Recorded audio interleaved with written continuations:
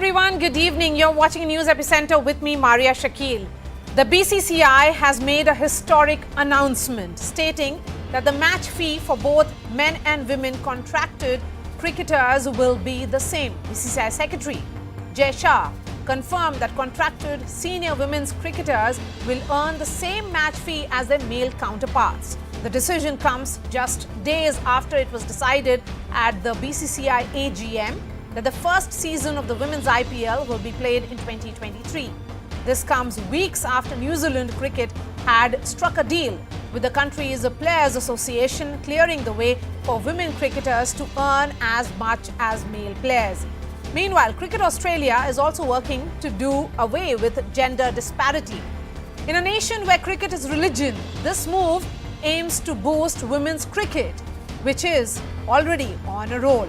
Under the captaincy of Harmanpreet Kaur, the team reclaimed its Asia Cup crown for a seventh time and also clinched a historic 3-0 ODI series clean sweep against England. The team also clinched a silver medal at the Commonwealth Games. So what does this change mean for our women cricket stars? Earlier in Test series, it was 4 lakh rupees per match. Now it is 15 lakh rupees per match. Earlier in ODIs, it was 1 lakh rupees per match. Now it is 6 lakh rupees per match. Earlier in T20 matches, women used to get 1 lakh rupees. Now it is 3 lakh rupees per match. So what are women in blue thinking about it?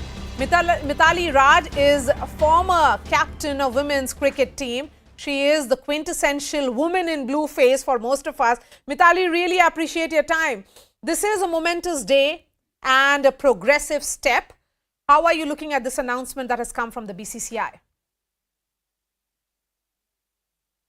think for starters, it's a fantastic move. Quite excited and thrilled that it's another big decision in terms of the milestone that women's cricket has achieved in the past few years. From the central contract to the women's IPL being announced, yes, and then the equal pay in terms of the match fees for both for the women cricketers. So I think it's a great move.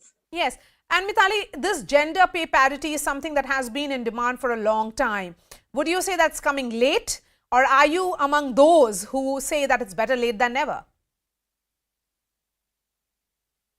Well, I would say I am the later one, better late than never. But I personally also feel that for all the changes to happen in the right direction, it is one step at a time. Yes. Nothing happens overnight, and you can't expect all the changes to happen at once. So like when the central contract happened, and then slowly things have started to roll for women's cricket.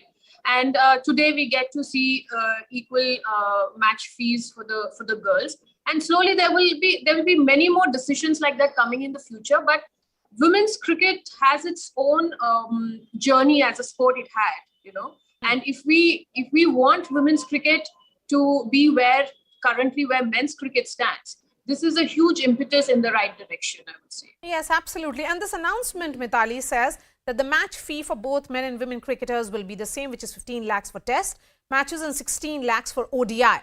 But there are several other categories as well. Would you be raising concerns or questions about that, or as to when will that parity be there? Because BCCI has 4 categories for men, which includes an A+ category for men, where men get 7 crores, and there is no A+ category as far as women cricket team is concerned.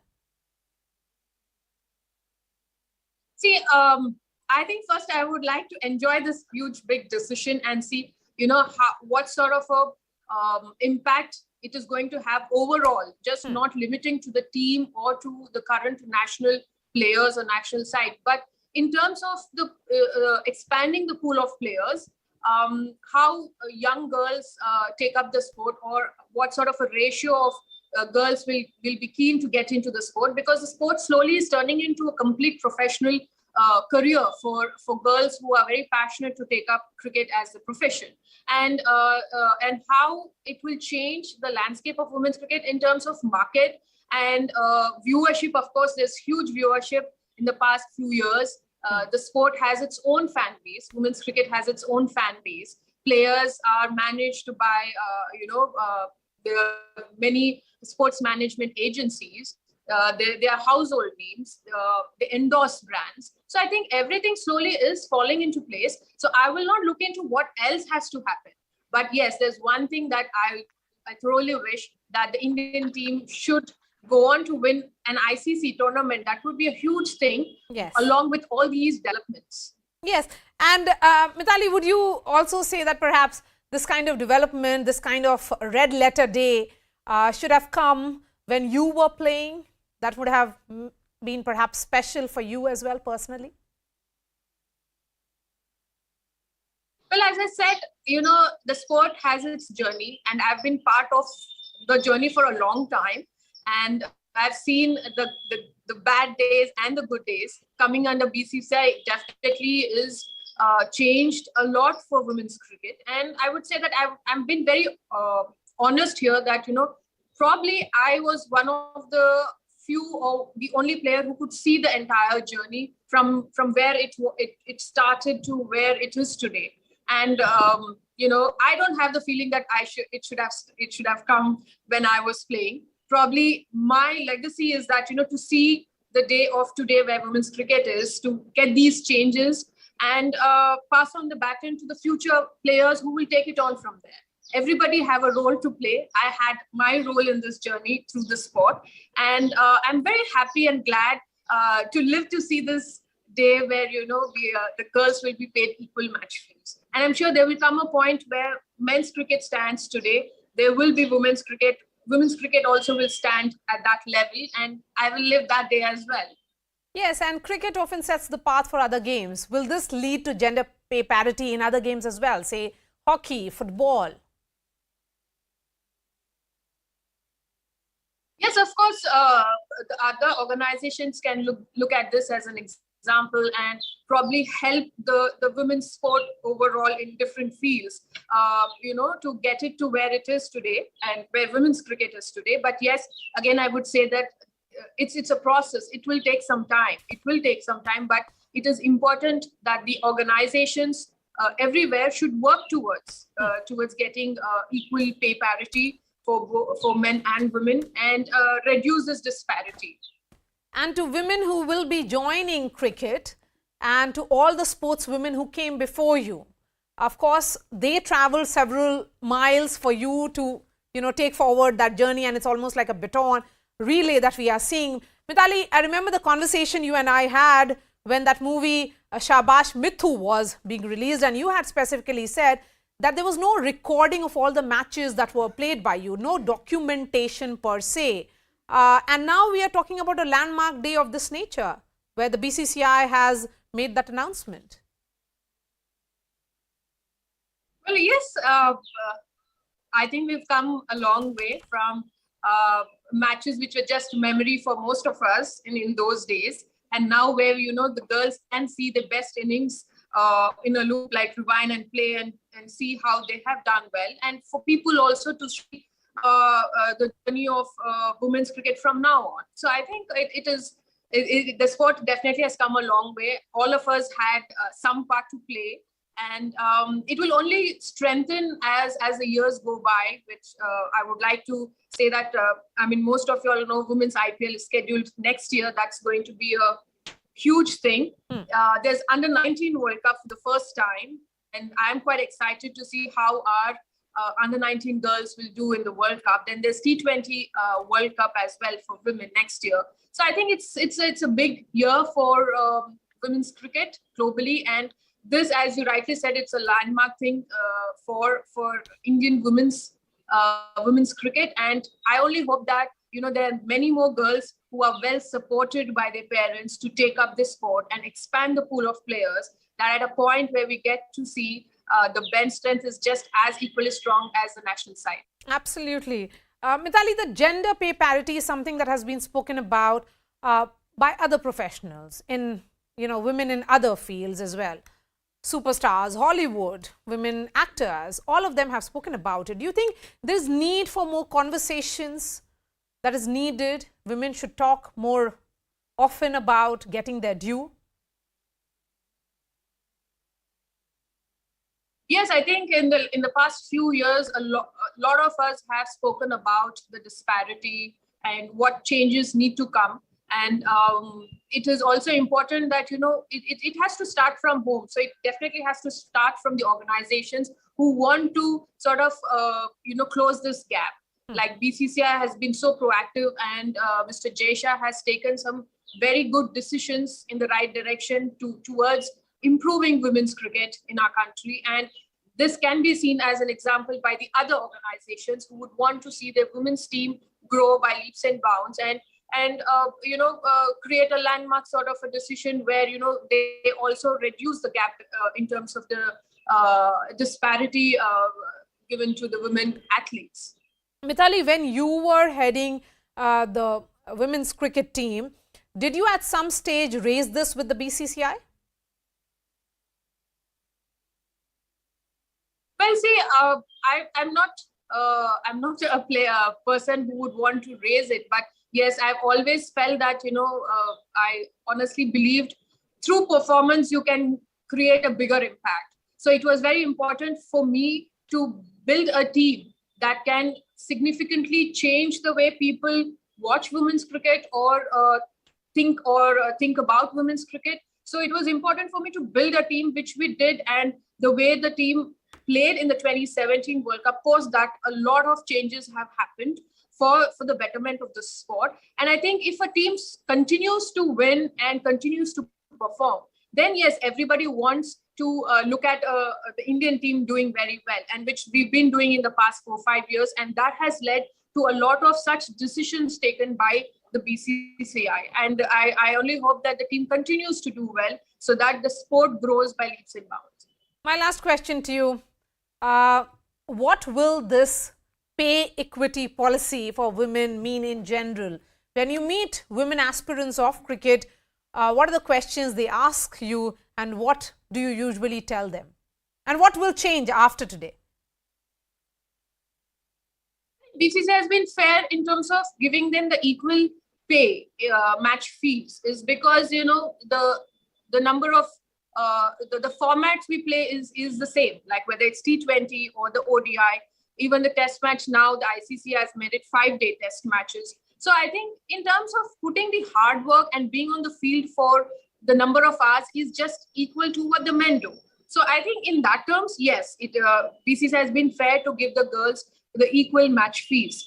And with that, what happens is the girls tend to have far more professional mindset of hiring a personal physio or a personal trainer, going and finding out various facilities where they can work and become thorough professionals to represent India at the highest level. And that will create equally professional environment wherever they train, whether it is camp or it's a dressing room. And that slowly rubs on even to the domestic players, because they know what it is required to be there and play for India. Along with it comes, yes, if you give your 100%, you're going to have the match fee equivalent to the men. So yes, there is a lot. It does expect like a thorough professional attitude from the girls, which I'm sure they have been having it, but it will only build up a lot more. Mithali Raj, always a pleasure to speak to you. Thank you so much for your time. Of course, this is a special day for women in general, not just women cricketers, but women like me who are of the opinion that this conversation which has begun regarding women in blue should spread, and women professionals should ask for their due. Let me bring in the guests now. Shanta Rangaswamy is former Indian cricket captain and BCCI Apex Council member. We also have Ayaz Memon, sports writer and commentator. Ayaz, was this decision taken in a consensus? This certainly is a red letter day.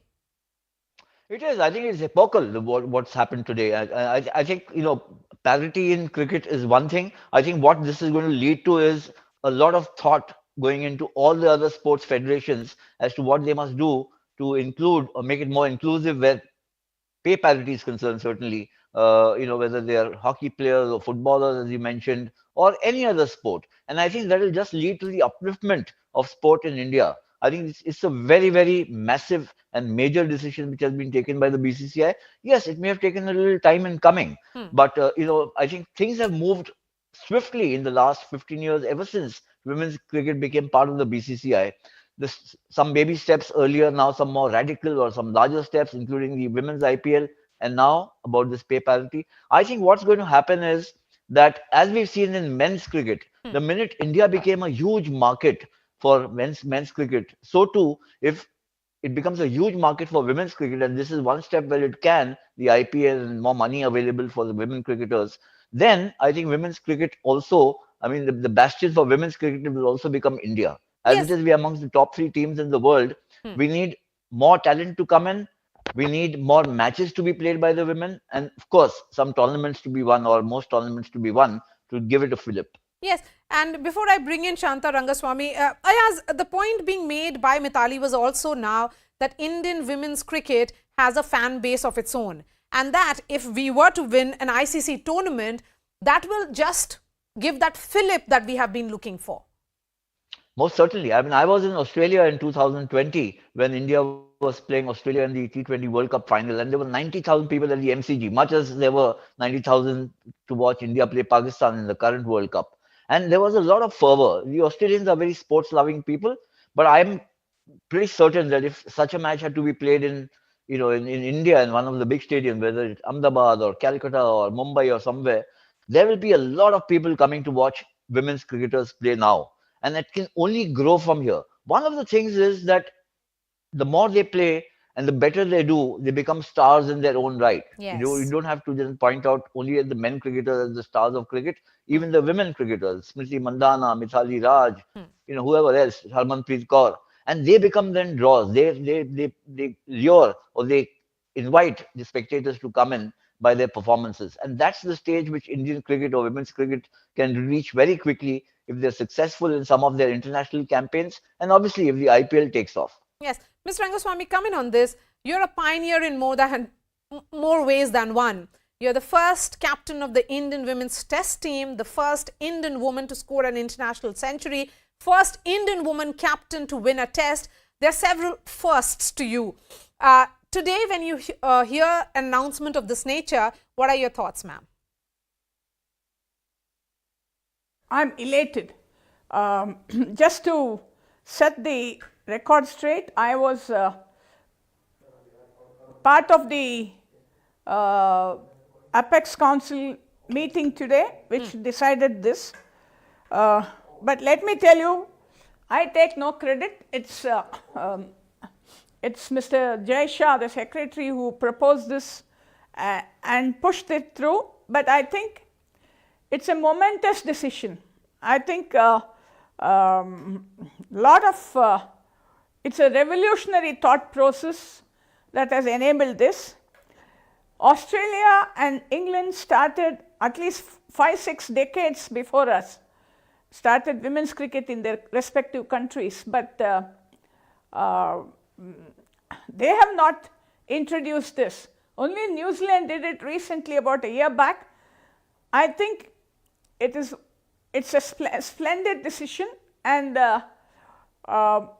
hopefully this is just a first step towards the larger goal, which I think I must enunciate, provided you have the time. Ma'am, since you said that you were part of the deliberations, what was the nature of deliberation like? Did most members of the panel agree that the time has come for women to get their due, this kind of parity is needed? And, when you look at this decision, there are several other categories as well. There is an A+ category in men's cricket, which is not there in women's cricket. It begins with A and moves on to B and C. This is, of course, the annual remuneration that is done by the BCCI. You're talking of the central contracts, which is different from the match fee. They have now taken the first step forward and have said there will be parity in the match fees, whether it's a test match or one day or T20. My point is, it's a commendable decision. It's a right step. It's the right way forward. Now, coming to central contract, the men cricketers have 7 crores, 5 crores, 3 crores. They have different A+, A, B, C and all. I think amongst women, 50 lakhs is the highest. Yes. And there are below that 30, 20 and things like that, but it's too early because we have to BCCI has to budget for it. I am positive now that the first major step has been taken, the rest will follow. I am very confident because there are progressive minded people at the helm of BCCI, and I am positive the day is not far off when there will be parity with the men cricketers in everything. But saying this, I would also like all supporters of women's cricket to remember one thing: the revenue earning capacity of the men's team is enormous. We had an IPL where we made some money, women's IPL, so likewise it is going to improve in course of time. I am positive the day is not far off. Maybe a few years down the line there will be parity in all respects. Yes, and I ask, before India, there is only one country which has taken a call of this nature, that is New Zealand. Would you say that the cricket world will be viewing India very differently after this kind of call? Most certainly. I mean, Shanta mentioned about England and Australia not having the same kind of parity for their women cricketers so far. I mean, India has been ahead in so many ways. Otherwise, also we've had a prime minister, woman Yes, prime minister, absolutely. 5 decades back or more than that. So, I mean, what I think is that India today is pretty much the bastion of cricket. Certainly men's cricket, and increasingly it will be about women's cricket, because let's face it, the audience for cricket runs into crores and crores and hundreds of crores in India. And anybody who wants to play cricket either wants to be playing in India in the IPL or against India in a bilateral series. And if you're not playing against India, then your coffers are getting impoverished. And likewise, as it has happened in men's cricket, I think it can reach a similar situation in women's cricket. So this is a very major step, as Shanta mentioned. I've seen the time when Shanta and Diana Adalji and her vintage, people of her vintage were playing, where they used to spend money from their own pocket to play for India. So I mean, things have moved tremendously. But yes, more needs to be done. I think really is more engagements now. Getting a talent pool, which will be a good feeder line for more women cricketers to emerge from our country, and obviously, therefore, more matches to be played at the international level and international tournaments. Once that happens, I think there'll be so much more exposure, and the fan following will increase exponentially, and also, therefore, consequently, the sponsorship, the advertising, everything that makes up for a robust ecosystem. Ayaz, before I get the final words from Shanta, I want to understand from you. The fact is that why did it take BCCI so long to come up with a decision such as this? It's not that this has not been discussed in the past. Ayaz, if you can hear me. Okay, I will try and fix that line with Ayaz. But Shanta, are you optimistic that perhaps BCCI at some stage will also have a female president in future? Oh, I am positive it will happen. I don't see that as a big deal because we already have Tamil Nadu had a lady president. So it's not the Tamil Nadu Cricket Association had a lady president early. Unfortunately, some of us seniors we are ruled out because, but I won't be surprised if a person like Mithali Raj in the years to come, 10 years from now, she could be a very good candidate for the president's post. So I don't rule out that possibility, especially because ideas are changing. Concepts, the age-old concepts are fast disappearing. Women are being accorded equal status in every strata of society. So I won't be surprised if a lady occupies the president's post in BCCI. Okay, Ayaz, we are seeing massive reforms take place in the BCCI. Decisions that have been taken regarding women's sport and women's cricket, of course, has been very forward looking. What is making BCCI take these calls? I think look. This is it's a new age thought process which is coming in, and I think it's all for the good. You can't be cloistered in the and still thinking like fuddy duddies, which was always the complaint against the BCCI. But things have changed. Today, India, as I mentioned, is not just the mecca of cricket, but also the El Dorado. The money is here, the sponsorship is here, the spectatorship is massive. India is really the hub of the sport. And if you keep one section out of it, which is women's cricket, then you're not allowing or you're not fostering the growth of the sport in its entirety. Okay. You can't be looking only at men's cricket and ignoring women's cricket today for to be a global player in the sport, so to speak. So I think that awareness has come in.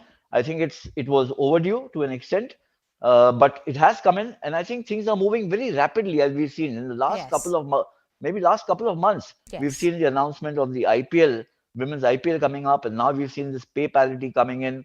I think we've had some very good results. We haven't won an ICC title, but Commonwealth Games were in the final. T20 World Cup, we were in the final, lost in the final there. 2017, we lost in the final. India's women's cricket team is amongst the top 3 in the world and capable of beating the top team, which is Australia. Okay. So I think everything needs to be done to spot and nurture young women, girl child talent, and then let women's cricket also grow. And it'll fetch its own audience once these girls end up becoming stars and doing well. All right, Ayaz, Memon and Shanta, thank you so much for your time. Of course, as we said, today is a momentous day, a landmark day with the decision that has been taken by the BCCI. We are slipping into a short break. Up next, the Telangana poaching scandal, that debate after a quick break. We'll also be joined by Union Minister Kishan Reddy and seek his response on this entire poaching charge that have been leveled against the BJP.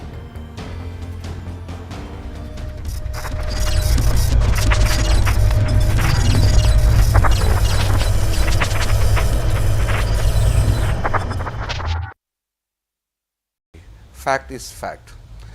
Now, for over last 75 years, the impression and the narrative being created is that Maharaja Ranjit Singh had acceded to join Indian Union only after it was attacked by the Kavilia, the Pakistani forces. When they attacked Jammu and Kashmir, then only Maharaja decided to join with the Indian Union, which is not correct.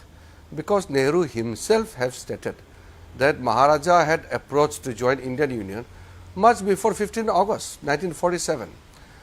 If the issue of Kashmir was treated just like any other princely states, then this whole issue of Kashmir as disputed territory or the whole debate and discussion would have never arisen.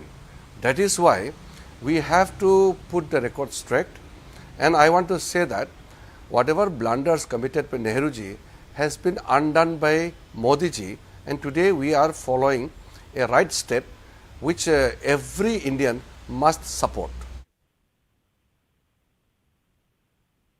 Squarely on Pandit Nehru for the Kashmir problem, Jairam Ramesh actually joined issues with you and said that it was perhaps a collective decision. He's saying that Sardar Patel was on board with the idea, or he was okay with the idea of Kashmir joining hands with Pakistan till the time that Junagadh was coming to India. He's quoting around September 1947. Till that point, he says Sardar Patel was okay with that. So in your research, has anything come up which supports this position? You have to say anything about this position?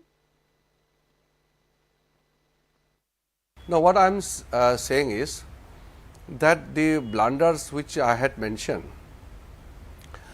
now because of those blunders, India had to pay a heavy price, and we are still is handling those issues which were created by Nehruji.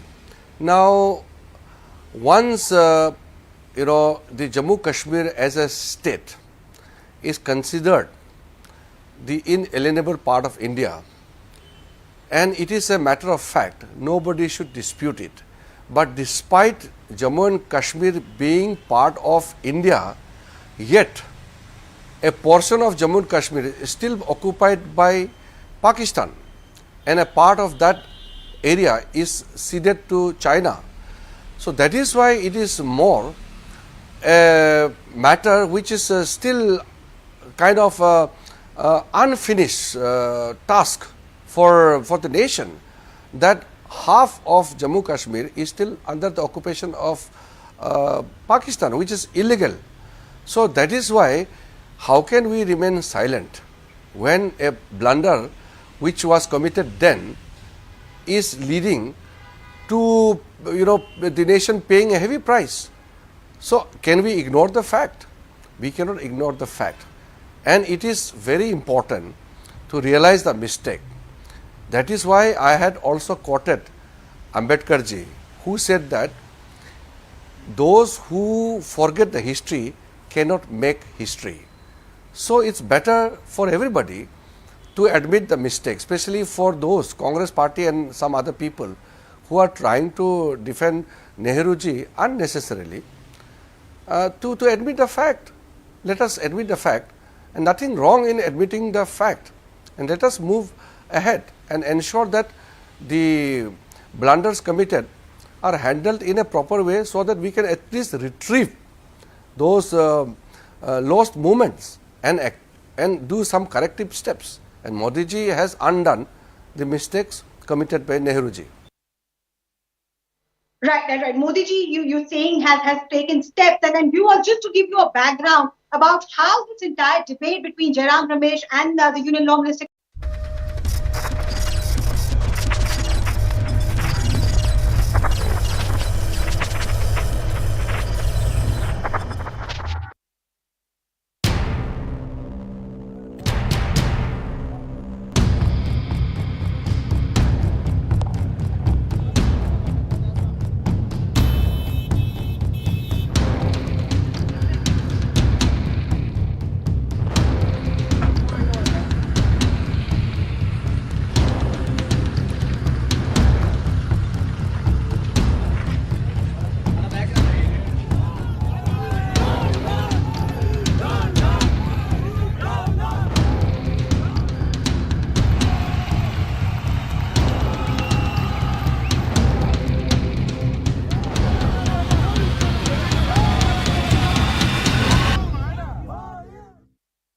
Welcome back. Ahead of the Manugode by-polls, Telangana politics continues to heat up over the face-off between the BJP and the TRS.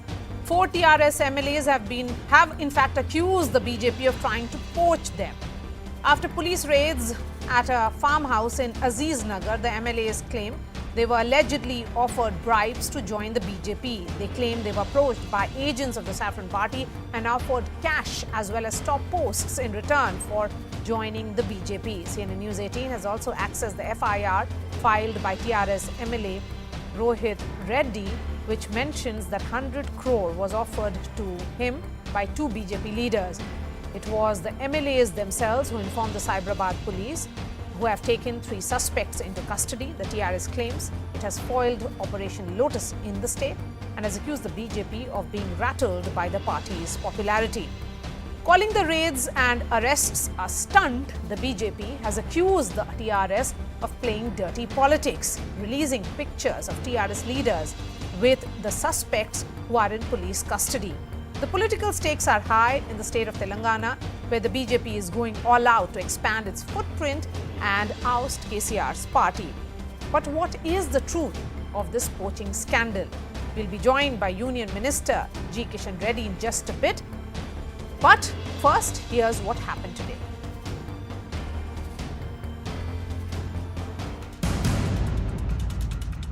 High drama in Telangana ahead of the high-stakes by-polls in Munugode.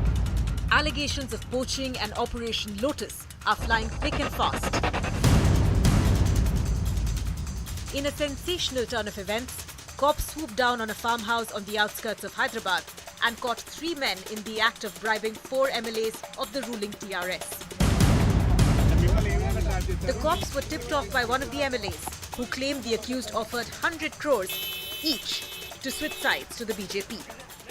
BJP is known for toppling state governments across India. But one thing is clear out today, that KCRG's MLAs are not for sale. The BJP accused TRS of doing drama because it is staring at defeat in the upcoming by-polls.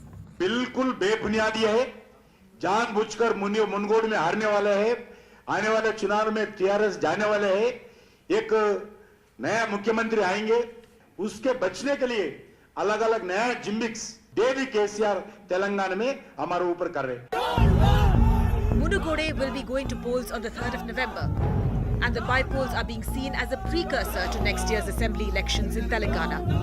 For the TRS, winning the by-poll will be crucial as the party's founder KCR is unveiling his national ambitions. Bharat माता की! But a win for the BJP will establish it as the sole challenger to the TRS. So is the poll rhetoric only going to get shriller from here on? So let me give you an overview of what really is at stake here in this Manugode by-poll. First, for the TRS, a win will boost KCR's national ambition. He has already unveiled a party which goes beyond Telangana, while a loss will point to large-scale anti-incumbency against him and his party. For the BJP, a win will help establish the party as the sole challenger to the TRS. Remember, in 2019 Lok Sabha polls, the BJP had won 4 MPs in the state of Telangana, but a loss will cast a shadow on the BJP's chances in the 2023 assembly elections next year. What does it mean for the Congress as well? Because there is a player here, which is the Congress party. Retaining the seat will silence critics who have written off the Congress. They do not even see the Congress as a player now in the state of Telangana, but a loss will send the party further down the spiral. Let me go straight to G. Kishan Reddy, Union Minister, who's joining me. I spoke to him earlier today. Mr. Kishan Reddy, 100 crore, 50 crore, all these numbers are being cited by your political opponent. The TRS is alleging that the BJP offered this amount to the TRS MLAs. The FIR says the 3 accused are linked to the BJP. How do you counter this, sir? हम पैसे देके Bharatiya Janata party में लाने का सवाल ही नहीं है, ज़रूरत भी नहीं है, हमारे पास पैसे नहीं है, ऐसे एमएलएस हमारे को चाहिए भी नहीं, क्योंकि सरकार गिरने वाले नहीं है, मेरा सरकार अभी इलेक्शन से पहले आने वाले नहीं है। मैं वेट करने वाला हूँ, नेक्स्ट ईयर जब विधानसभा का चुनाव होगा, मैं तैयार हूँ, जब तक वेट करूँगा, जब चुनाव होगा आदरणीय प्रधानमंत्री मोदी जी के नेतृत्व में तेलंगाना में परिवार राज को उखाड़ के फेंक कर हम तेलंगाना में डेमोक्रेटिक तंत्र आधार पर, प्रजातंत्र के आधार पर हम सरकार लाने वाले हैं, हमारा सरकार आएंगे। I will wait for 1 year. Mr. Kishan Reddy, you are saying that you'll wait for 1 year. Your political opponents say that the BJP has no candidates in Telangana and that is the reason why you are indulging in horse trading. मैं आपको एक बताना चाहता हूँ, देश में किधर भी अगर जो प्रजातंत्र में जो एग्जिस्टिंग सरकार को उखाड़ के फेंकना है तो जनता क्यों ढूंढ लेती है अपोजिशन को, कोई दूसरा पार्टी से आने की जरूरत नहीं, जनता के बीच में से अपोजिशन उभर के आता है, नेतृत्व उभर के आता है। आने वाला दिन में भी हमारा भारतीय जनता पार्टी को जनता के द्वारा लोग आएंगे, जनता तैयार है हमारे को आशीर्वाद देने के लिए, मोदी साहब को आशीर्वाद देने के लिए। हम टीआरएस पार्टी का एमएलएस आना, उनको भी हम प्रत्याशी बनाएंगे, उनको भी उम्मीदवार बनाएंगे, हमारा कोई प्लानिंग नहीं है। अगर कोई आना चाहते तो टीआरएस पार्टी जो एमएलएस है, एमएलएस को रिजाइन करके बाज़ाब्ता ओपनली आना चाहिए, वो अच्छे लोग आना चाहिए, भ्रष्टाचार आरोप नहीं है ऐसे लोग आना चाहिए, जनता एक्सेप्ट करे ऐसे लोग आना चाहिए, ऐसे लोगों को मैं लेऊँगा। उसके लिए मैं एक कमेटी गठित किया हूँ तेलंगाना में, हमारा पार्टी गठित किया है आदरणीय नड्डा जी, एक जॉइनिंग कमेटी। सब पार्टी में अच्छे लोगों को बातचीत करके, समाज में सिविल सोसाइटी के अच्छे लोग हैं, जो किसानों में अच्छे लोग हैं, वैसे जो बैकवर्ड क्लास में लोग अच्छे लोग हैं, कैस्ट लीडर्स में अच्छे लोग हैं, उनको लेने के लिए एक हम कमेटी गठित किया है। उनके नेतृत्व में हम भारतीय जनता पार्टी में एक शक्तिशाली भारत बनाने के लिए, ये शक्तिशाली भाजपा बनाने के लिए हम एक नए लोगों को भी लेने वाले हैं। टीआरएस से पैसे दे के लेने का कोई ज़रूरत नहीं है, हमारे पास उतना पैसे नहीं है, हमारा आदत भी नहीं है। किशन रेड्डी जी, टीआरएस ने कोई तस्वीरें रिलीज की हैं जिसमें आपकी तस्वीर है जो मेन अक्यूज्ड हैं नंद कुमार के साथ। उनका आपके साथ क्या एसोसिएशन है?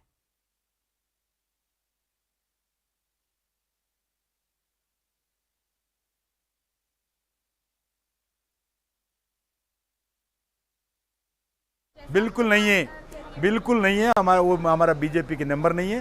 वैसे लोग हम कोई पार्टी में शामिल करने के लिए कोई अधिकार उनको जीपीए नहीं दिया है। अगर पार्टी में शामिल करना है मैं रेडी हूँ। हमारा पार्टी में कमेटी है, कमेटी गठित है, हमारा स्टेट प्रेसिडेंट है। हम ओपनली डिस्कशन करेंगे, लेंगे। उसमें कोई छुपाने वाले नहीं है, हम डरने वाले भी नहीं है। जो मेन अक्यूज्ड हैं उनके साथ कहा जाता है कि उनके बारे में ये कहा जा रहा है किशन रेड्डी जी कि वो भाजपा के मेंबर्स हैं। आप क्या कहेंगे? बिल्कुल नहीं है, बिल्कुल नहीं है। हमारा बीजेपी के नंबर नहीं है। वैसे लोग हम कोई पार्टी में शामिल करने के लिए कोई अधिकार उनको जीपीए नहीं दिया है। अगर पार्टी में शामिल करना है मैं रेडी हूँ। हमारा पार्टी में कमेटी है, कमेटी गठित है, हमारा स्टेट प्रेसिडेंट है। हम ओपनली डिस्कशन करेंगे, लेंगे। उसमें कोई छुपाने वाले नहीं है, हम डरने वाले भी नहीं है। एंड आपने ये भी आरोप लगाया है कि जो लोकल पुलिस है वो टीआरएस के साथ हैंड इन ग्लव है, उन लोग के साथ काम कर रही है। आप किस बेसिस पे ये आरोप लगा रहे हैं? ये पुलिस वाला बोलना चाहिए, मुख्यमंत्री बोलना चाहिए, टीआरएस पार्टी बोलना चाहिए। ये 400 करोड़ का बात मैं नहीं किया हूँ, वो लोग किया है। और 150 करोड़ का बात मैं नहीं किया हूँ, वो लोग किया है। वो पैसे बीजेपी का पैसे ऐसा बताए। वो पैसे किधर से आया, वो पैसे किधर है, कैसे आया, कौन लाया, ये पूरा जनता के सामने आना चाहिए। वो पैसा कौन खाया? अभी केसीआर खाया, केसीआर बेटे के खाया, नहीं तो 4 एमएलएस के आया। किधर है वो पैसे? वो पैसा एफआईआर में लगाना चाहिए। वो पैसा इनकम टैक्स में हैंड ओवर करना भी चाहिए। Do you think police conducted a fair probe? बिल्कुल मैं तेलंगाना पुलिस के ऊपर विश्वास नहीं है, मगर पुलिस के ऊपर विश्वास नहीं है, मगर जो सरकार चलाते हैं पुलिस के ऊपर दबाव डालते हैं, वो केसीआर परिवार के ऊपर विश्वास नहीं है। इसलिए मैं जब तक केसीआर परिवार राज करेगा, जब सरकार के ऊपर मेरा विश्वास नहीं रहेगा। इसलिए मैं चाहता हूँ सुप्रीम कोर्ट सिटिंग जज से इसका ऊपर इन्वेस्टिगेशन हो। आप लोगों ने 2-3 तरह की इन्वेस्टिगेशन की मांग की है। सीबीआई प्रोब भी कहा है, इलेक्शन कमीशन भी इन्वेस्टिगेट करे, और अभी आप बोल रहे हैं सुप्रीम कोर्ट के एक जज भी इन्वेस्टिगेट करे। क्या है ये सब इन्वेस्टिगेशंस आप क्यों डिमांड कर रहे हैं? बिल्कुल इंटरस्टेट इश्यूज है।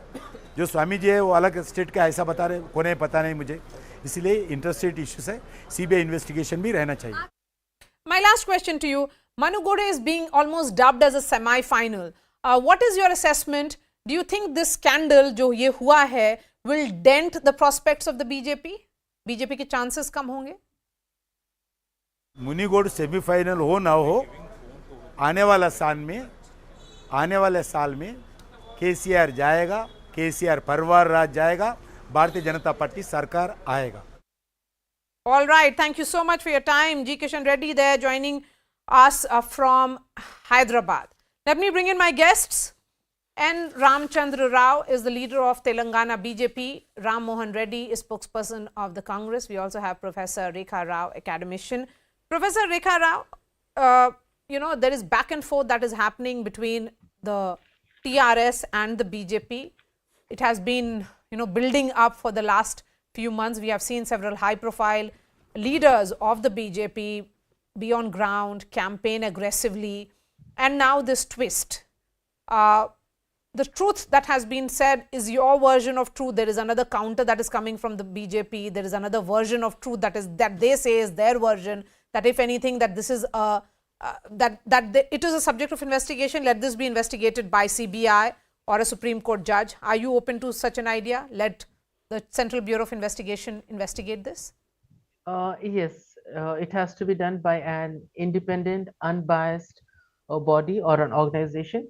Now, the question arises, as Kishan Reddy sir said, he doesn't believe in Telangana government, Telangana police. And again, the regional parties, they don't believe in CBI or ED. So that is the situation which is happening, which is unfortunately happening in India. And regarding the poaching of MLAs or something, I would like to take you back to 1 month. Since I'm in Hyderabad, I know the pulse of Hyderabad and what is going on. There were some videos where Kishan Reddy sir, the Honorable Cabinet Minister, then Bandi Sanjay, BJP President of Telangana, then MLA Raghunandan, then many Dr. Lakshman and all, they said wait and watch.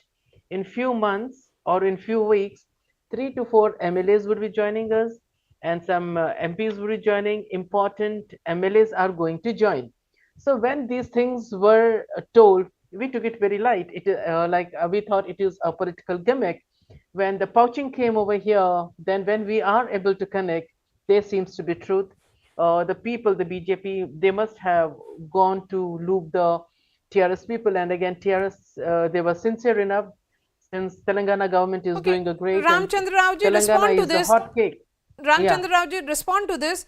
That why were your party leaders saying this in advance that people will be joining it? Was this just pressure building, more of a political, pressure building that happens? This is a political tactic, or was there more to it? The TRS says that there was some behind the scene activities that was happening, and that is the reason why those claims were being made. Please respond.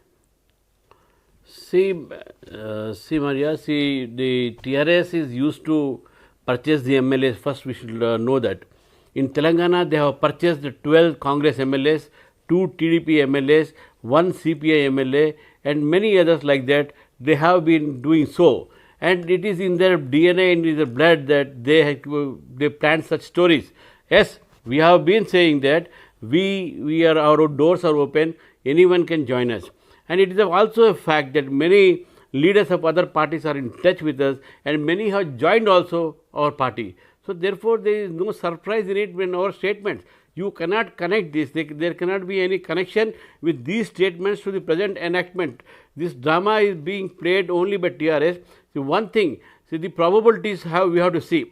What is the probability? Suppose the 4 people they join us, whether there will be any shift in the political situation in the state, there cannot be any change. Secondly, what will be the advantage for the BJP? There will be no advantage for the BJP when the elections are only 1 year ahead.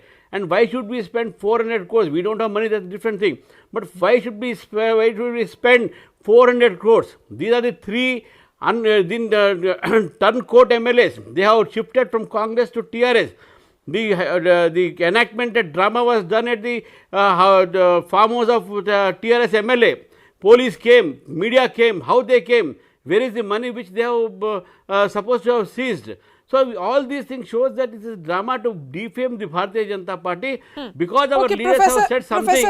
They want people to believe this. BJP is a rising force, that they are that in 2019 itself they surprised one and all by winning those 4 seats, and that is the reason why we are seeing this kind of an aggression and the point being made by Ramchandra Rao there, that if anything that was more of a tactic, political gimmick. Accidents and incidents do happen, and by fluke or by crook, BJP came to TRS. That's a different issue.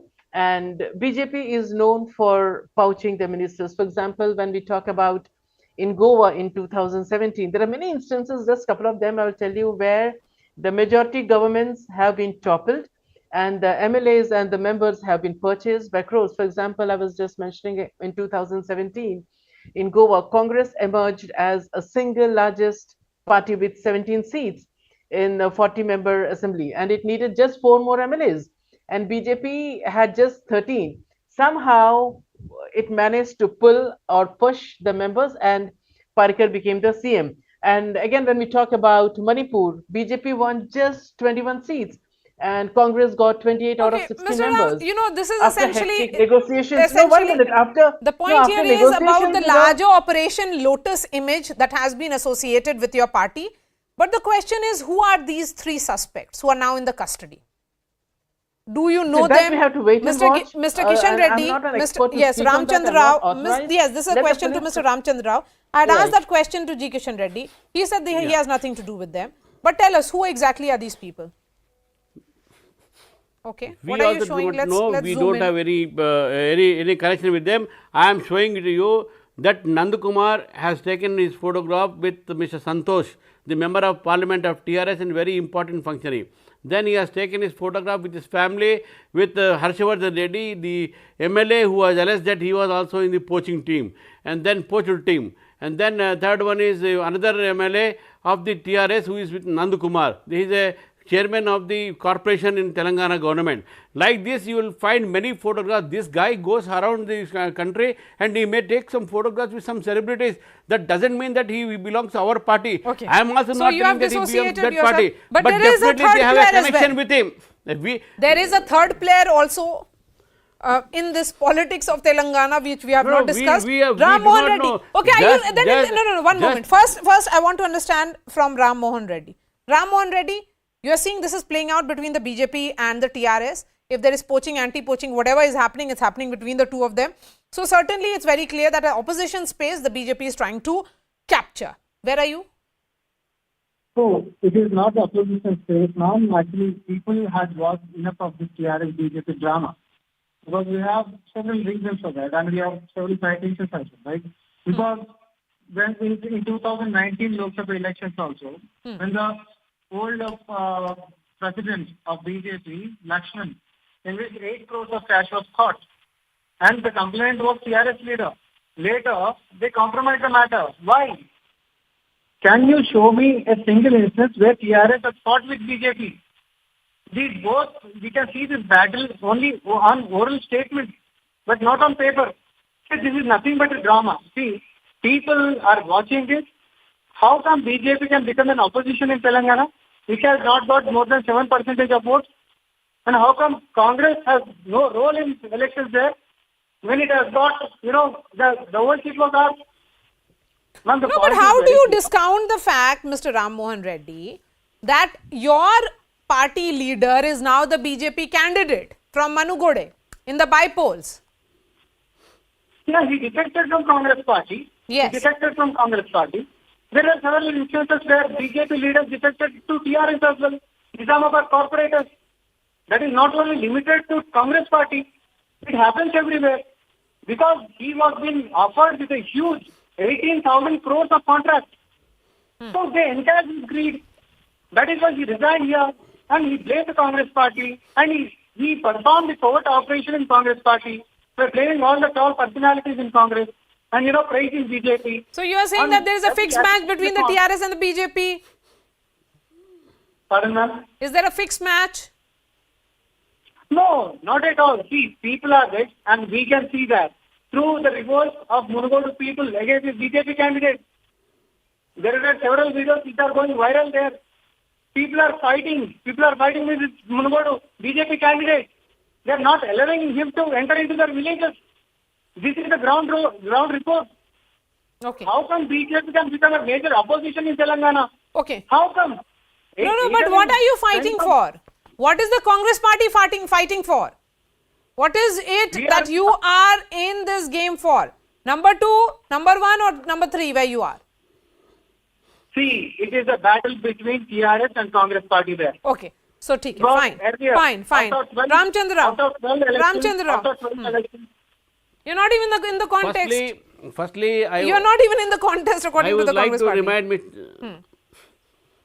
I would like to remind Mr. Ram Mohan Reddy, my friend, that when during the assembly elections, perhaps Bharatiya Janata Party might have got only 7% vote, but the same year when the parliament elections have taken place, we have won 4 seats and you have won only 3 seats, that too with a very slender margin. So therefore, the Bharatiya Janata Party has been improving since then.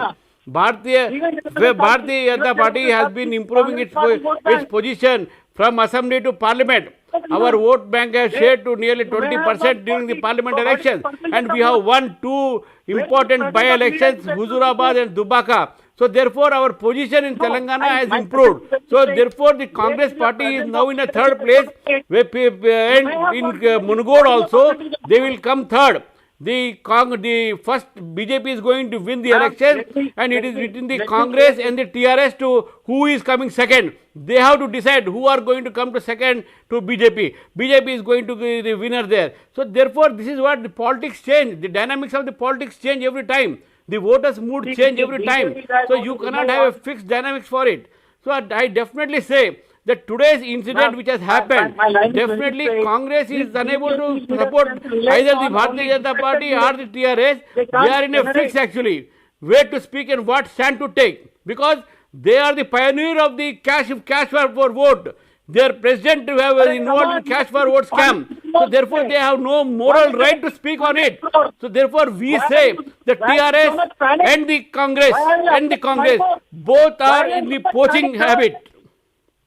Okay. Okay, now tell me one thing. Professor Rekha Rao, if the BJP demands and they are demanding a probe by the ECI, are you open to an investigation? Let the truth come out here. Yes, the truth has to come out. Whoever has done the wrong, they have to be punished. There is no doubt about it. And right now, Sir was talking that TRS has the habit of poaching and not BJP.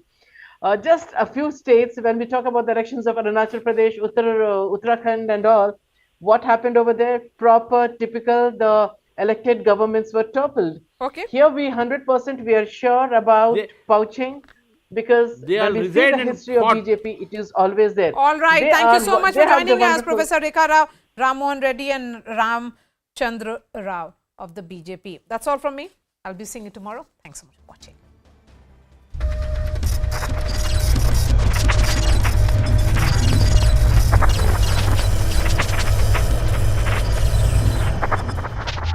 .com and read that detailed article as well. But Mr. Rijiju, you started off by pointing out that how, much before the actual instrument of accession was signed, in July itself, Maharaja Hari Singh, in Pandit Nehru's own words, this is what you have said, he sent feelers to Pandit Nehru that he wanted to accede to India. And then you narrated how Pandit Nehru, asked that this is a special case, and you questioned why it was treated as a special case. You've also questioned why Pandit Nehru did not intervene even when Pakistan sent its raiders, militarily intervened in Jammu and Kashmir. You've also questioned how the decision to take this matter to United Nations and how that misadventure as far as plebiscite is concerned, that also was entered into. All of these points you have narrated there. But coming back to that question that I asked you, was this a genuine miscalculation and mistake or blunder, as you call it, by Pandit Nehru?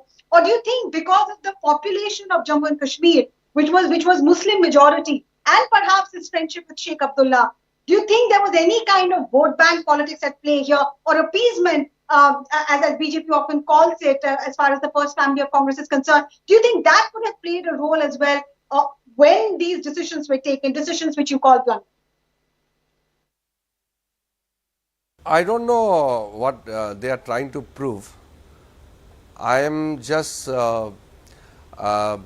putting out the things which every Indian should know. The nation must know the facts. That's all. I don't want to get into any debate and discussion. I just want to say that these records are there before the country, and we should go by records. We should go by facts, not by false narrative. Thanks for that. Yes, we have a special guest this evening. Union Law Minister Kiran Rijiju has really stirred the hornet's nest by talking about Pandit Nehru's alleged historic blunders, which has led to the current situation in Jammu and Kashmir. Mr. Rijiju, sir, thank you so much for speaking to the viewers of CNN News 18. You've, of course, detailed the 5 blunders, as you call it, for Pandit Nehru. But if you can once again briefly summarize why you are calling it a historic blunder as far as his role in the Jammu and Kashmir problem is concerned. Whatever I have stated through the article is to put the record straight and put it before the nation, because as an Indian, it is my duty, as the duty of any other Indian, to recognize and realize the mistakes which were committed by Nehruji. Now, this is a fact which I have not discovered. It is a fact which is there in the record, and the documents which I have quoted is from the parliament proceedings and what Nehru had stated in the Constituent Assembly and other materials and documents which are part of the history. I cannot change the history, and nobody can change the history. Fact is fact. Now, for over last 75 years, the impression and the narrative being created is that Maharaja Ranjit Singh had acceded to join Indian Union only after it was attacked by the Kavilia, the Pakistani forces. When they attacked Jammu and Kashmir, then only Maharaja decided to join with the Indian Union, which is not correct, because Nehru himself have stated that Maharaja had approached to join Indian Union much before 15 August 1947. If the issue of Kashmir was treated just like any other princely states, then this whole issue of Kashmir as disputed.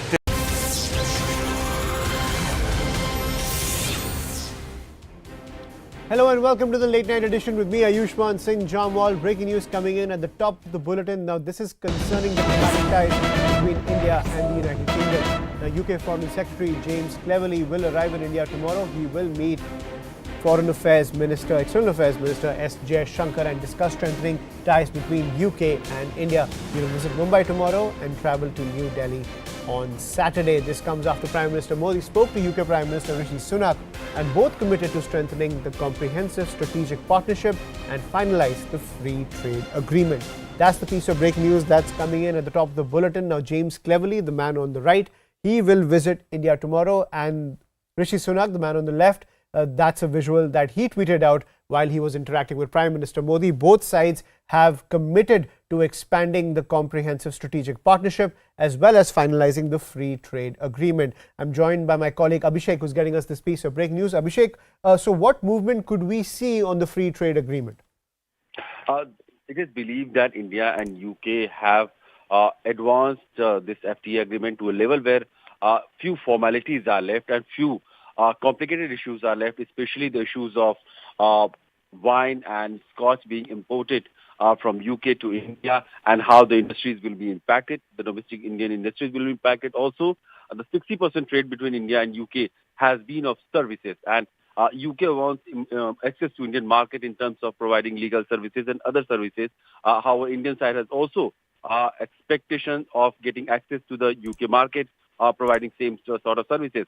Besides that, there is a mobility issues also of people going to UK and students getting more access to their institutions, and the UK side also getting access to Indian institution of eminence. So these are the now critical issues where the negotiations are in way.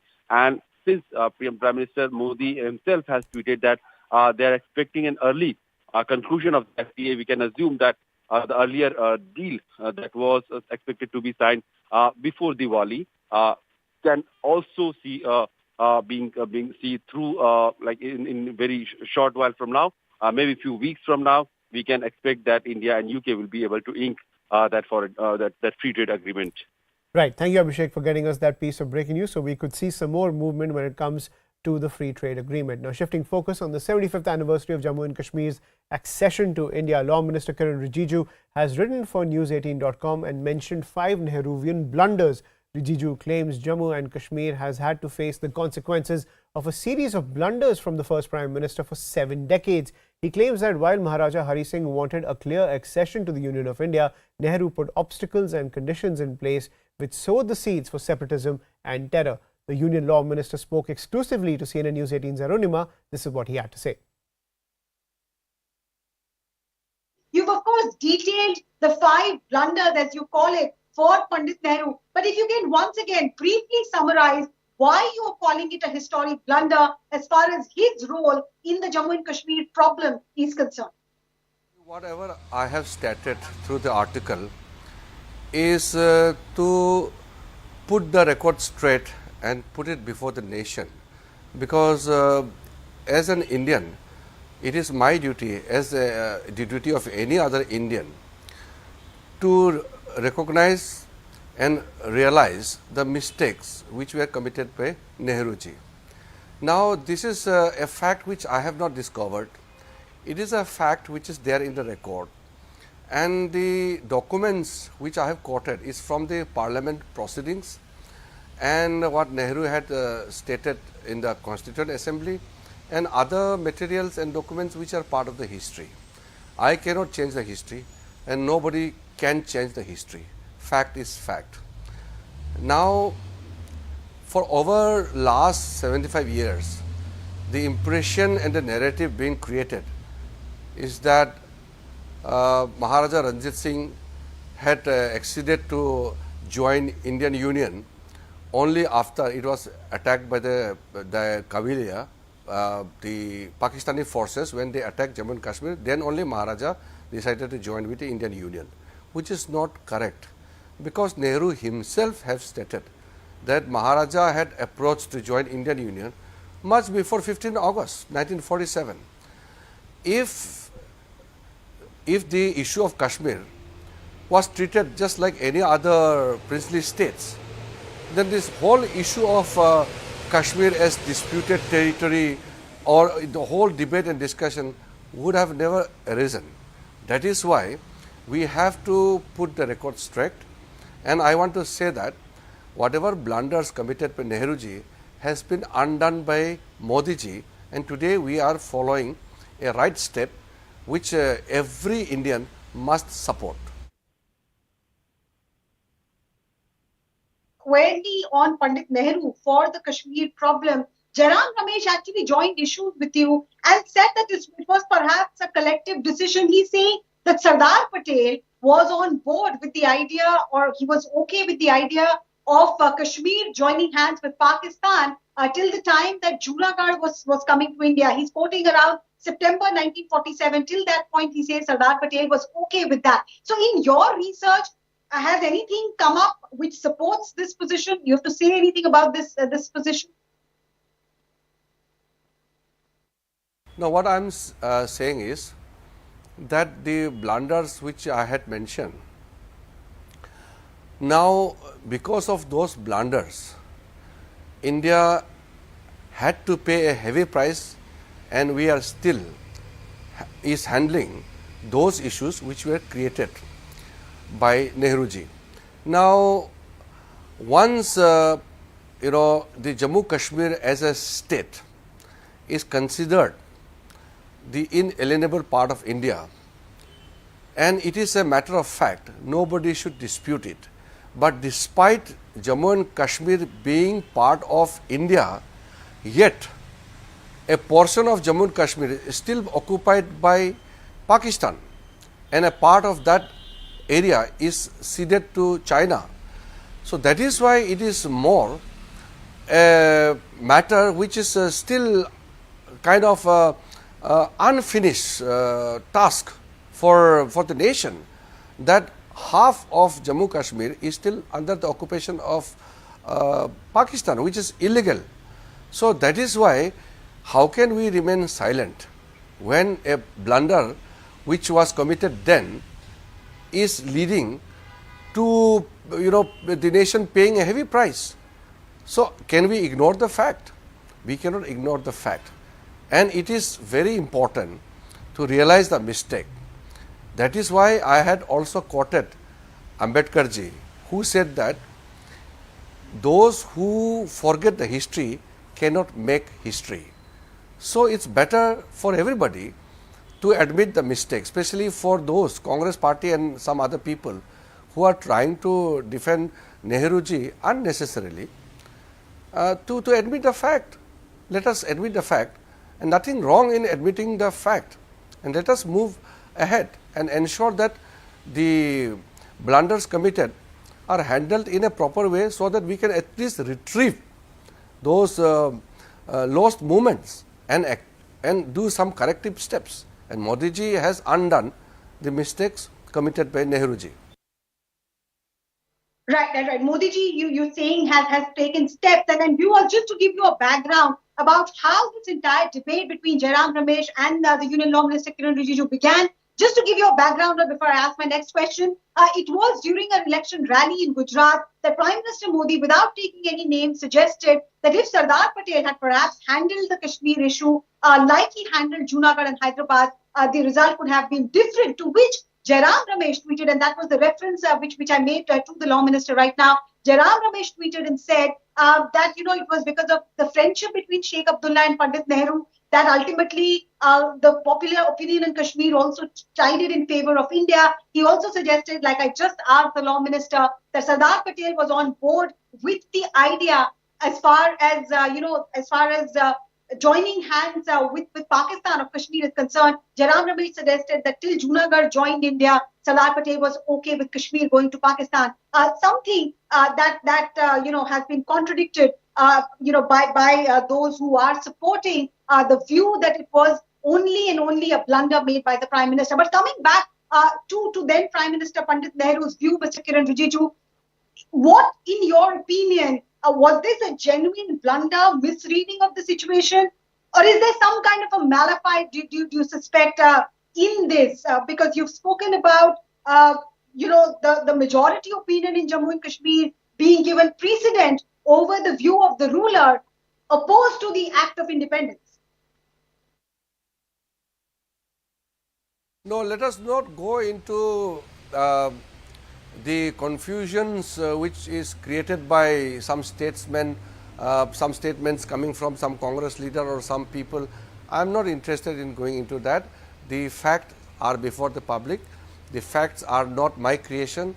The facts are part of the records, and going by the records, it is very clear that the narratives which were being run since last 75 years must be now buried, and let us accept the fact, and the blunders were committed by Nehruji, and corrective steps are being done by Modiji, and that is the fact. And I do not want to enter into debate. Actually, as I have stated, I am not going to give opinion on my own, because history is related to facts and figures, and those the events and those records which are there, these cannot be changed neither by my statement or nor by the undesirable attempts being made by the Congress leaders.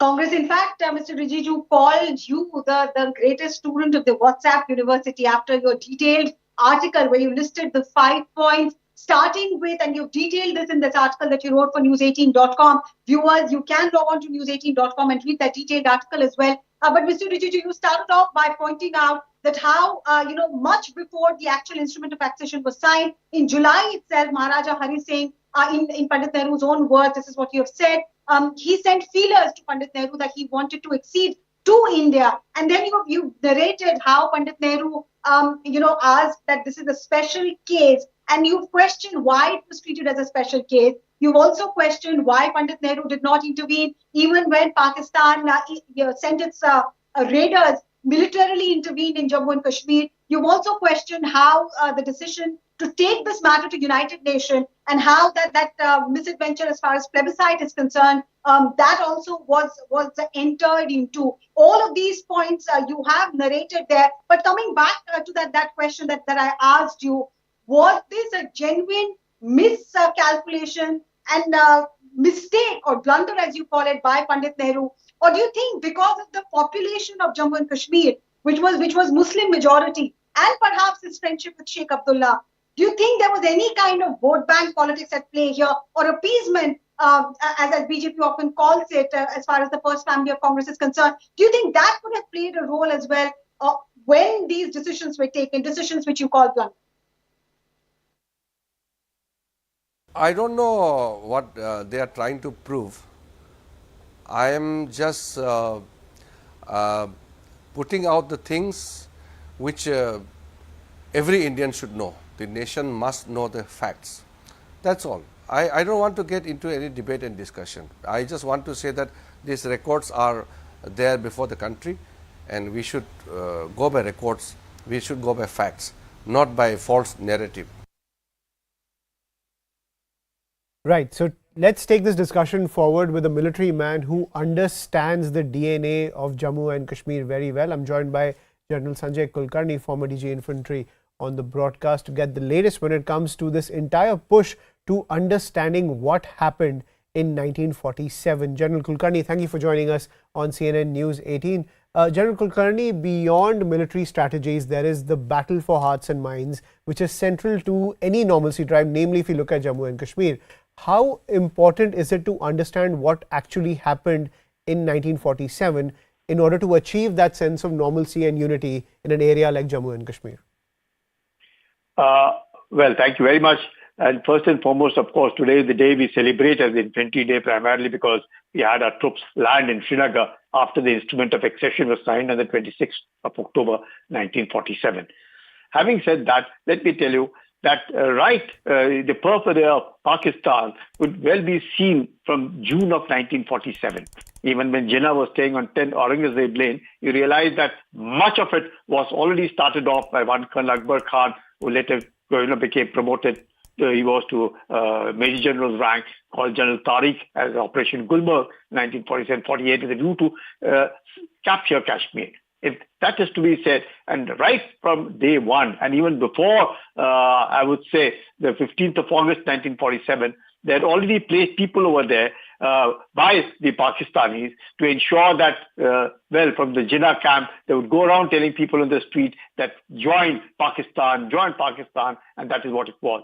However, Maharaja Hari Singh at that point of time, if you remember very clearly, that he was indecisive. He didn't want to join India, neither Pakistan. So that indecisiveness cost him what we are now facing today in Kashmir. Because ultimately, if it hadn't been, he did sign the standstill agreement with Pakistan. He did not sign it he could not get India signing it, because when on the 21st of October, they realized that now it was extremely, extremely difficult. They were surrounded. The Pakistani raiders, almost 5,000 in number, joined sizable number of people from their own army. Well, everybody knew, including the British who were leading them, everybody knew what the Pakistanis were doing. And those raiders had almost from 21st of October, 22nd, and thereon it carried on. And the plans were for celebration of Eid in Srinagar by Jinnah.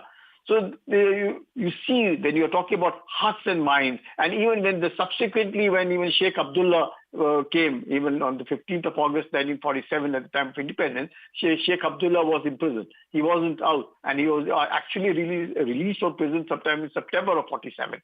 And you have this instrument of accession signed on the 26th of October 1947, and the Indian Army going there on the 27th of October 1947. And that is how we could actually be able to seize, because the raiders had almost reached about 50 odd kilometers from Srinagar. There's a place called Baramulla. That is where they were. And then you have, of course, Brigadier Rajendra Singh, who was the Chief of Staff of the J&K State Forces, who had prevented them from coming from Uri, which is approximately about 100 miles from Srinagar. So you have this kind of a thing. So you do find that this kind of, Sheikh Abdullah, even though much came later, the instrument of accession had everything in it. Nothing. It was absolutely unconditional instrument of accession, signed to have become a part of the Union of India. But despite that, you find this perfidy at all levels, even at the Pakistan level and even the local political level, indecisiveness that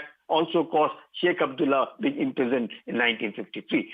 So there is a lot that we see what has happened today, primarily to what actually happened in 1947. Indecisiveness, that indecisiveness leading to Sheikh Abdullah and his Muslim conference, which later became National Conference, him not being able to see eye to eye with Jinnah, Pandit Nehru not seeing eye to eye with Maharaja Hari Singh, and all these kind of things. Finally, you find that kind of a situation that prevails even till date. And then, of course, now you see, now to a large extent, the people of Jammu and Kashmir have realized that it is not worth, because they have been deceived all along. They have failed to progress for themselves. Now development has taken a better part of their understanding, living, and I hope that over a period of time, the winning of hearts and minds has led now to the people of Jammu and Kashmir to realize that, it's worth it, and it has paid them to be with India rather than having, if they had wanted any point of time, to go to Pakistan. Yeah. Right. And General, I wanted to talk to you about, you raised the point of Brigadier Rajendra Singh. Now, he was India's first Mahavir Chakra recipient, and Brigadier Rajendra Singh led 100 Dogras to delay the advance of an invasion force of over 5,000. It was a 4-day delayed retreat operation, which many military experts such as yourselves have also said is a very tough operation, and this helped secure Jammu and Kashmir with the Union of India.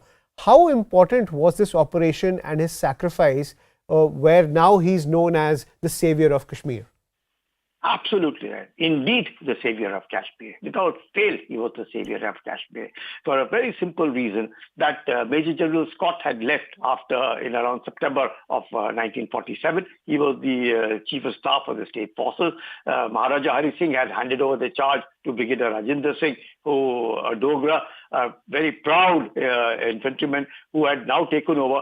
And it was him when he was told that, well, till the last man, last pound, whatever it be, he has to defend Srinagar. And it was with those, like you rightly said, just about 100 odd people he left for Uri, which is about 100 odd miles from Srinagar. And if it hadn't been for the actions that he did, the blowing of the bridges, the guerrilla actions that he did over there, and from 21st of October, from the time they realized that the Pakistani raiders, along with the army men, had almost taken over and had to approaching Srinagar. And if not for his action of Uri, which prevented, because it was then the 21st, he prevented it, 22nd, 23rd, 24th, he was shot on the 26th. That is the day when the instrument of accession was signed by Maharaja Hari Singh and handed over to India. If it hadn't been for the actions of Brigadier Rajendra Singh, Captain Jwala Singh over there, I don't think, it would have been extremely, extremely difficult. And then it is after the instrument of accession was signed, we have the Indian Army now then moved in, flown in, that is first Sikh under Colonel Rai, who then moved to Baramulla, which is just about 50 odd kilometers from Srinagar. The Pakistani raiders had reached Baramulla. A tarmac road that exists, still date we have from Baramulla to Srinagar, if they started walking. So the action of one Sikh, subsequently 4 come out to defend the airfield, the action of one Sikh to ensure that they don't come beyond Baramulla, the actions of Brigadier Rajendra Singh to ensure that he held them at Uri for almost, you can say, from 21st of October till he laid down and sacrificed his life till 26th of October. And if it had not been for him, Right. well, he is rightly called the savior of Kashmir. Right. Thank you, General, for joining us on CNN News 18 and giving us your perspective about how important is it to understand what really happened in 1947, that crucial military operation which secured Jammu and Kashmir with the Union of India.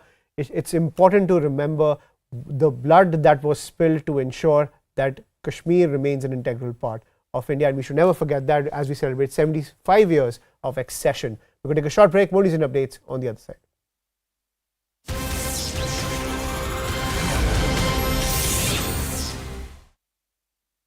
Ramesh actually joined issues with you and said that it was perhaps a collective decision. He's saying that Sardar Patel was on board with the idea, or he was okay with the idea of Kashmir joining hands with Pakistan till the time that Junagadh was coming to India. He's quoting around September 1947. Till that point, he says Sardar Patel was okay with that. So in your research, has anything come up which supports this position? You have to say anything about this position? Now, what I'm saying is that the blunders which I had mentioned, now because of those blunders, India had to pay a heavy price, and we are still is handling those issues which were created by Nehruji. Now, once the Jammu Kashmir as a state is considered the inalienable part of India, and it is a matter of fact, nobody should dispute it. But despite Jammu and Kashmir being part of India, yet a portion of Jammu and Kashmir is still occupied by Pakistan, and a part of that area is ceded to China. So that is why it is more a matter which is still kind of unfinished task for the nation, that half of Jammu Kashmir is still under the occupation of Pakistan, which is illegal. So that is why, how can we remain silent when a blunder which was committed then is leading to the nation paying a heavy price? So can we ignore the fact? We cannot ignore the fact.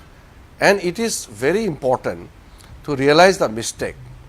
That is why I had also quoted Ambedkar ji, who said that those who forget the history cannot make history. So it's better for everybody to admit the mistake, especially for those Congress party and some other people who are trying to defend Nehruji unnecessarily, to admit the fact. Let us admit the fact, and nothing wrong in admitting the fact, and let us move ahead and ensure that the blunders committed are handled in a proper way, so that we can at least retrieve those lost moments and do some corrective steps. And Modi ji has undone the mistakes committed by Nehruji. Right. Modi ji, you're saying has taken steps, and then viewers, just to give you a background about how this entire debate between Jairam Ramesh and the Union Law Minister Kiran Rijiju began, just to give you a background.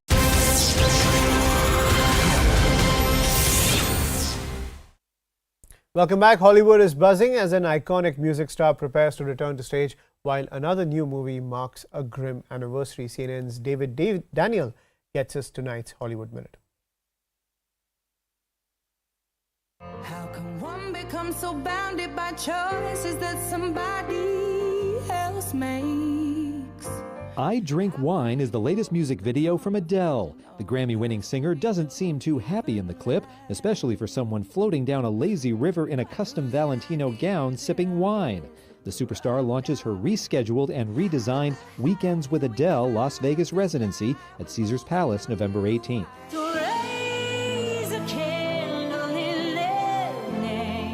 Parkland has been here. The church in Charleston, they were here. When there's a shooting, we text each other because you just know what each other's feeling. 4 years ago today, a white supremacist killed 11 people and wounded 6 others during morning services at Tree of Life Synagogue in Pittsburgh, the deadliest anti-Semitic attack in U.S. history. Now a documentary looks at the shooting, the survivors, what has changed and what has not changed. A Tree of Life, the Pittsburgh synagogue shooting, premiered this week on HBO and HBO Max. And that's all we have to pack in on the show. We leave you with these visuals of Elon Musk's unique entry to Twitter HQ amid the entire takeover saga. Good night and take care.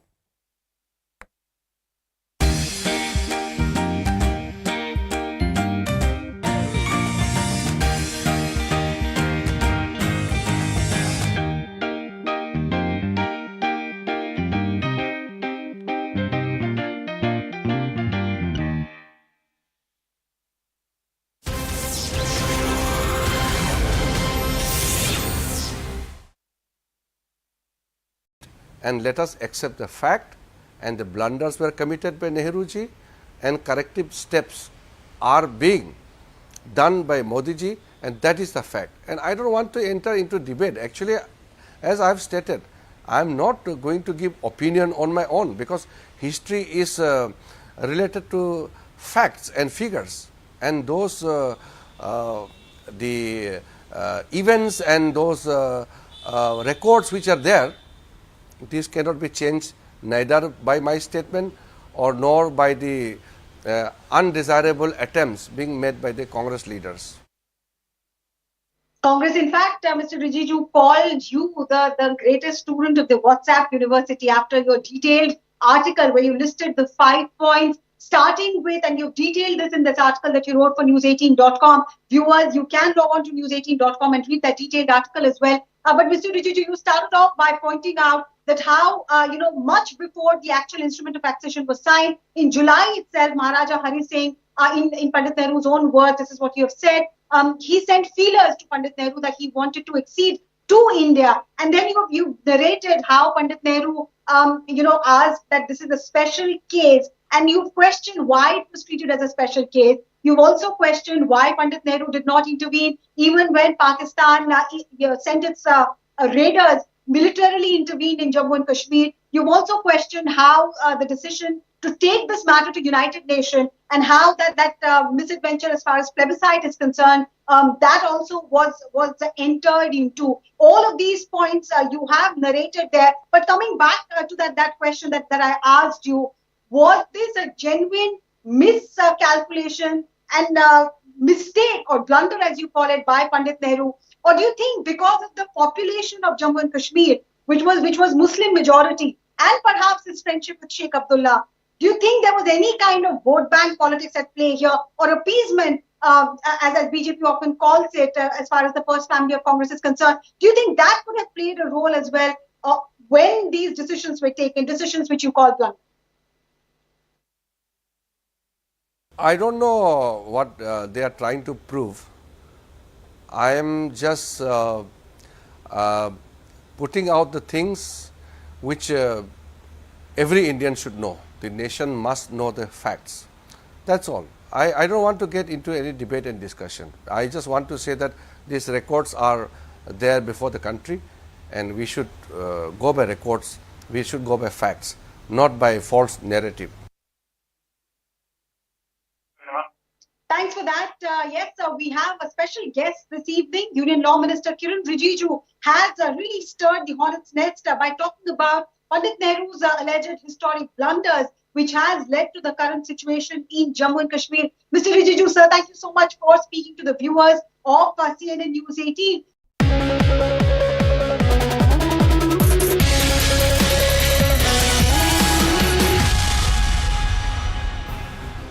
Good evening, hello and welcome to Viewpoint. I'm Anusha Soni. The political storm is brewing in Telangana after 3 people were arrested by the police for allegedly trying to poach 4 MLAs of the ruling TRS. Now the ruling party in the state has alleged that its union minister, G. Kishan Reddy's aide, who is one of the accused, which was caught attempting to poach the MLAs. That's an allegation. Mr. Reddy has refuted all these charges. Now, all these developments unfold in the wake of upcoming by-polls in Munagore. There's no doubt that BJP has been aggressively trying to expand into the state of Telangana to fill in a political void and to capture the political space. But is there enough evidence to show that BJP made an attempt to poach the MLAs? Apart from the political slugfest, is this entire incident an indication of the rising political temperatures in the state, or there is actual substance to prove the charges made by the TRS? We explore all these angles on Viewpoint this evening. First up, a special report.